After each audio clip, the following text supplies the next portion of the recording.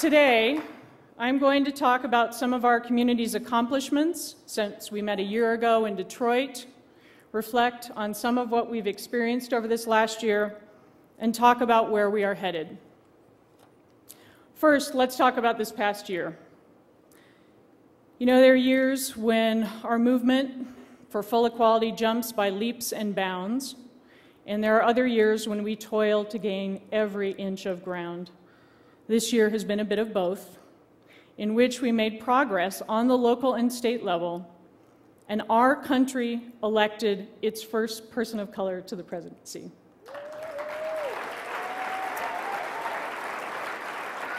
Yet, our love for each other was attacked again by the majority at the ballot box.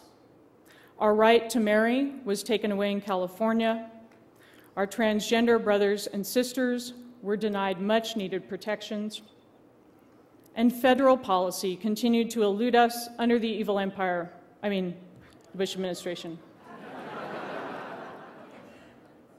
It has been a bittersweet year, but the state of our movement is engaged. This year we made many gains because of your hard work, your strategic thinking, your long hours, and your dollars funding state and local efforts. With all of the attention paid to marriage, it would be easy to miss the progress made at the local and state level that improves the lives of LGBT people. And so much of this progress has not happened on the coasts. It's happened in the middle part of the country.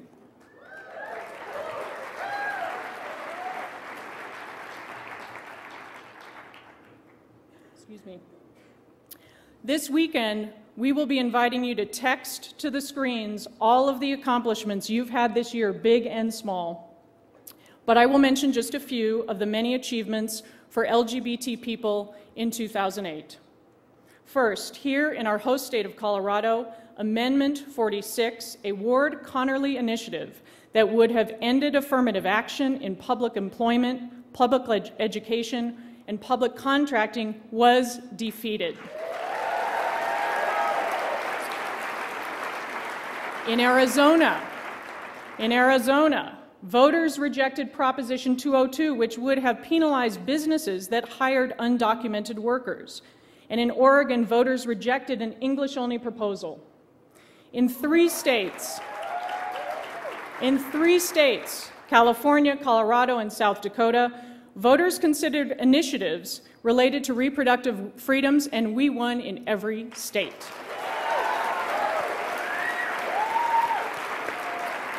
And here in Colorado, we expanded progress by passing a law protecting LGBT people from discrimination in housing and public accommodations. 8 localities across the country passed and held on to non-discrimination laws. They are Gainesville and Broward County, Florida, Columbus and Oxford, Ohio, Kansas City, Missouri, Detroit, Michigan, Columbia, South Carolina, and Binghamton, New York. We also, with incredibly hard work, successfully defended one of our victories from last year, a transgender rights ordinance passed in Montgomery County, Maryland, where the combined efforts of the Task Force, Equality Maryland, Lambda Legal, and a host of other organizations came together to defeat the referendum and prevent it from even reaching the ballot.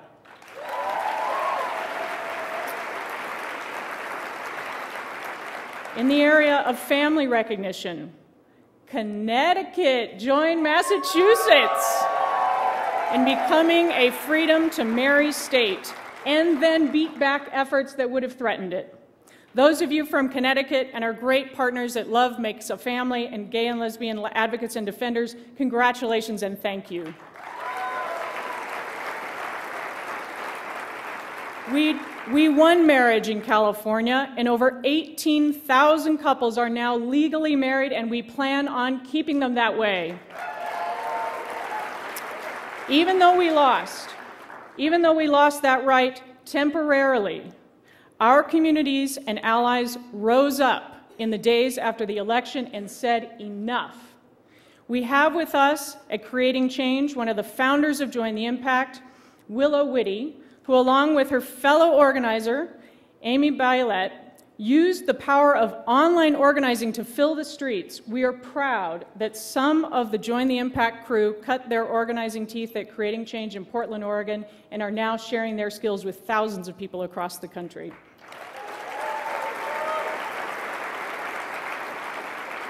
Cities and towns in many states, including Wisconsin, Arizona, Pennsylvania, Florida, Ohio, and Utah, established domestic partnership or similar registries in 2008.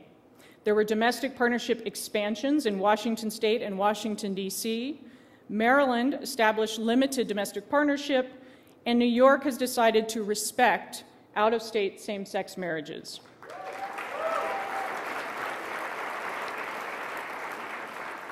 Maine, the small but powerful Maine, had an unprecedented year of victories in 2008, culminating in an election day action that surpassed their wildest dreams for what they could accomplish. After voters waited in line for over an hour to vote, they then waited in line to sign pro-marriage postcards. When Equality Maine ran out of 30,000 postcards, 3 times what they thought they could collect, voters signed scraps of paper, jotting their names and addresses down on anything they could find.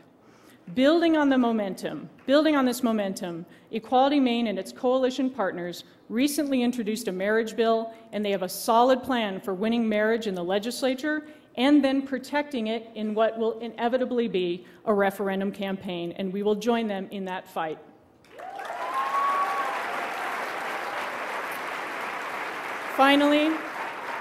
Finally, this last year's accomplishments include a record number 450 elected officials serving in local, state, and federal offices, including Colorado's very own Jared Polis, who became the first openly gay man to run for office and be elected, to Congress, joining Representatives Barney Frank and Tammy Baldwin in the House. For each one of you in this room who contributed to any of those victories and the many others that we had, thank you.